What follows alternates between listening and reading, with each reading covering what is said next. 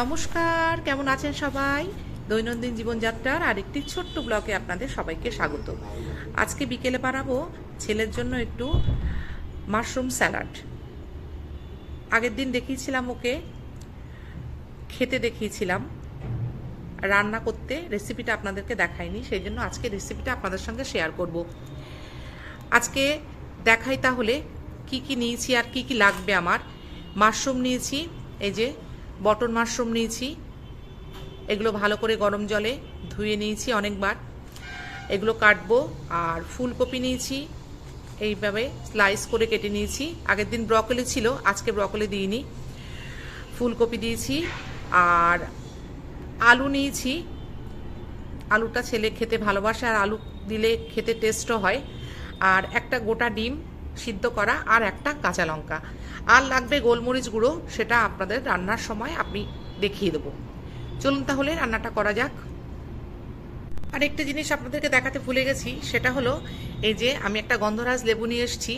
এই গন্ধরাজ লেবুর একটু রস এই স্যালাডটাতে দিতে হবে, তাহলে খেতে খুব ভালো স্বাদ হবে। সেই জন্য আমি আজকে গন্ধরাজ লেবুটা দিয়ে দেব। এই যে দেখুন, আমি মাশরুমগুলোকে এইভাবে কেটে নিয়েছি।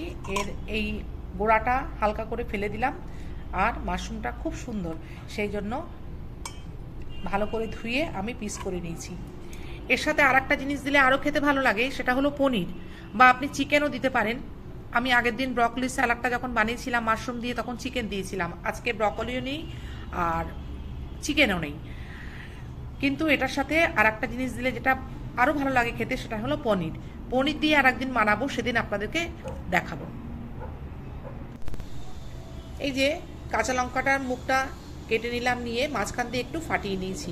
এটা প্রচণ্ড ঝাল, সেই জন্য এইভাবে দিলাম। আর এর সাথে যাবে গোলমরিচ গুঁড়ো, তার সাথে আরও একটু ঝাল তো হবেই, সেই জন্য লঙ্কাটা এইভাবে দিলাম। এই যে দেখুন, কড়াটা চাপিয়ে দিয়েছি। এটা কিন্তু পুরো লোহার কড়া। কড়াটা চাপিয়ে দিয়েছি, এবার একে একে দিয়ে দেবো সর্ষের তেল।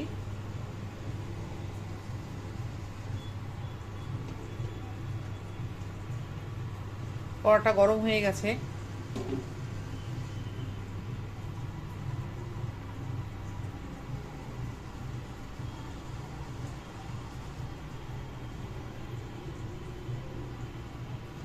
দিয়ে দিলাম। খুব অল্প করেই তেল দিয়েছি। তেলটা গরম হলে আলুটা দিয়ে দেবো। এবার আলুগুলো দিয়ে দিলাম।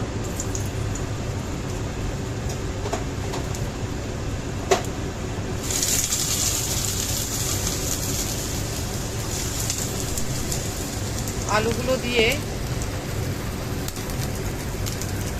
ঢেকে দেবো। আলুগুলো অল্প অল্প আঁচে থাকবে। দেখুন, ফ্লেমটা কিন্তু লো করে দেওয়া আছে। আলুগুলো অল্প একটু নাড়াচাড়া করে নিলাম। এবার দিয়ে দেবো এই যে ফুলকপি কেটে রেখেছিলাম, সেই ফুলকপিটা। আবারও একটু ঢাকা দিয়ে দেবো। হালকা হালকা ভাজা ভাজা হয়ে এসছে। এবারে দিয়ে দেবো খুব অল্প করে নুন, কারণ এটাতে পরে আবার গার্লিক বাটার দিতে হবে। যখন মাশরুমটা দেবো তখন গার্লিক বাটারেও অল্প অল্প নুন থাকে, সেই জন্য একটু অল্প নুন দিয়ে আবার ঢাকা দিয়ে দিলাম। এই যে দেখুন, এটা কিন্তু পুরোটাই রেডি হয়ে গেছে। আমি এবার এই যে গার্লিক বাটারটা, এই একটা কিউব গার্লিক বাটার আমি এটা দিয়ে দিলাম। এই যে গার্লিক বাটার গলতে শুরু করেছে, আমি ঠিক তখনই দিয়ে দিলাম এই যে মাশরুমগুলো।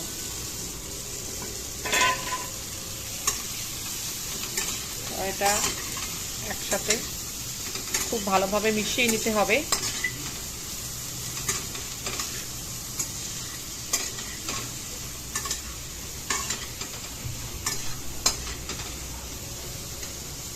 মিশিয়ে নিয়ে আমি আবারও ঢাকা দিয়ে দেবো।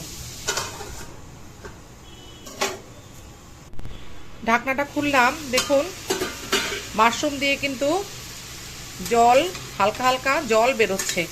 এই জলেই মাশরুমটা সিদ্ধ হয়ে যাবে, এক্সট্রা করে কোনো জল দেব না। এটা আবার একটু নেড়ে চেড়ে দিলাম, আবার কিছুক্ষণের জন্য ঢাকা দিয়ে দিলাম। রান্নাটা খুব আস্তে আস্তে আঁচ সিম করে রান্না করতে হবে, ওই জন্য বারবার খুলছি আর ঢাকছি। এই যে দেখুন ঢাকনা খুলে দিয়েছি, জলটা কিন্তু শুকিয়ে গেছে, এটা প্রায় হয়ে গেছে। হ্যাঁ, এবার এই যে সেই লঙ্কাটা কেটে রেখেছিলাম সেটা দিয়ে দিলাম, খুব সুন্দর একটা গন্ধ বেরোবে। এবার সব শেষে দিয়ে দেবো গোলমরিচ গুঁড়ো।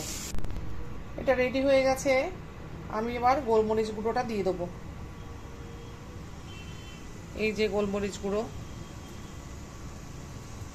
আর একটু লাগবে।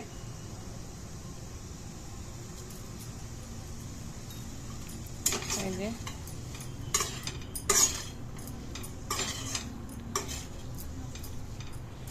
এবার সব শেষে অ্যাড করব সেই যে ডিম সিদ্ধ করে কেটে রেখেছিলাম সেটা।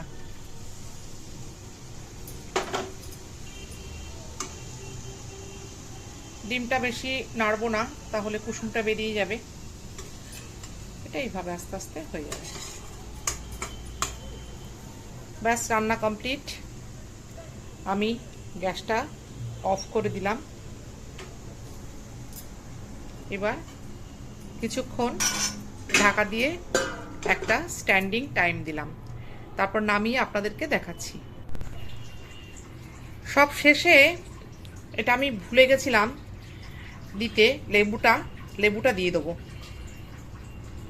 হালকা একটু নুনও দিয়ে দিয়েছি টেস্টের জন্য, কারণ লেবু দিচ্ছি তো নুনটা কমে যেতে পারে, সেই জন্য। চলুন, একদম রেডি।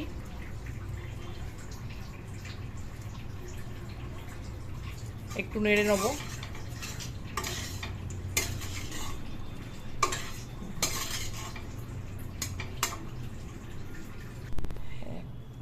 মহারাজকে খেতে দিয়েছি, ও খেয়ে বলুক কেমন হয়েছে টেস্ট।